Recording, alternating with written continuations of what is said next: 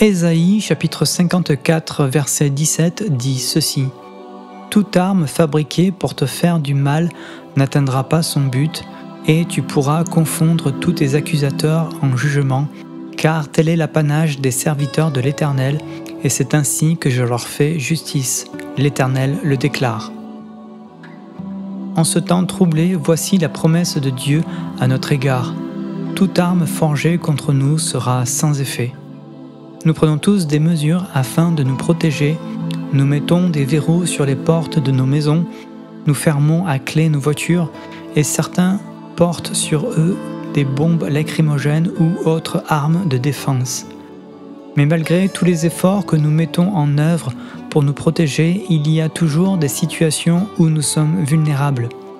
On n'est jamais sûr d'être totalement en sécurité. Mais lorsque nous mettons notre foi en Dieu, nous bénéficions d'une autre forme de protection. Car quelles que soient les armes forgées contre nous, elles ne prospéreront pas. C'est ce que dit la Bible, c'est ce que dit Dieu. C'est une promesse qui vient de Dieu, de sa puissance éternelle, de son amour éternel pour nous. Cela ne veut pas dire que nous n'aurons pas à faire face à des difficultés, mais lorsque nous mettons notre foi dans le Seigneur, nous sommes protégés et nous pouvons faire face à ces difficultés en toute confiance et en toute quiétude. Dieu est au contrôle. Celui qui demeure à l'abri du Très-Haut repose à l'ombre d'El Shaddai. Seigneur mon Dieu, tu es fort et puissant, et je peux m'abriter sous tes ailes quand viendra le temps des afflictions. Ta parole me dit que tu prends soin de tes brebis. Quoi qu'il arrive, je suis avec toi et je sais que tu ne m'abandonneras jamais. Je mets ma confiance en toi, Seigneur mon Dieu, car tu n'es pas un homme pour mentir. Tu veilles sur ta parole pour l'accomplir. Tu es le Père des orphelins, le défenseur des veuves.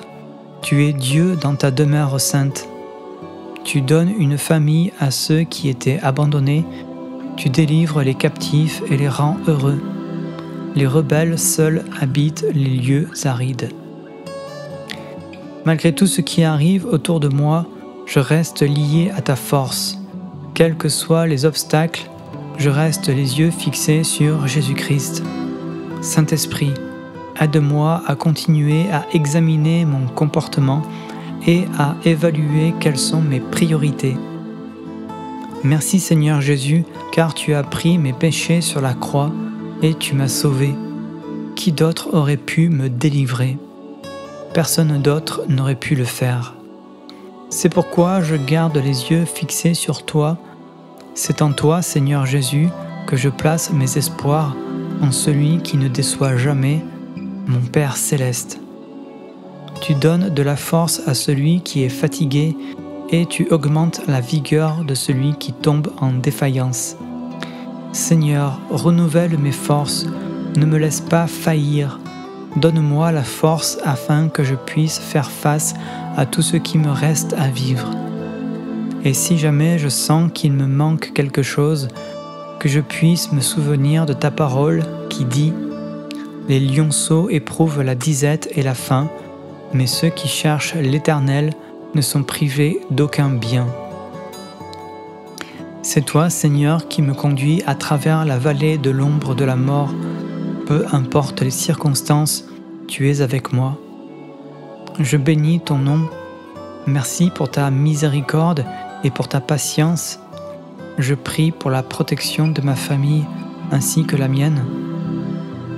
Merci d'avoir entendu cette prière. Je prie au nom de Jésus-Christ. Amen.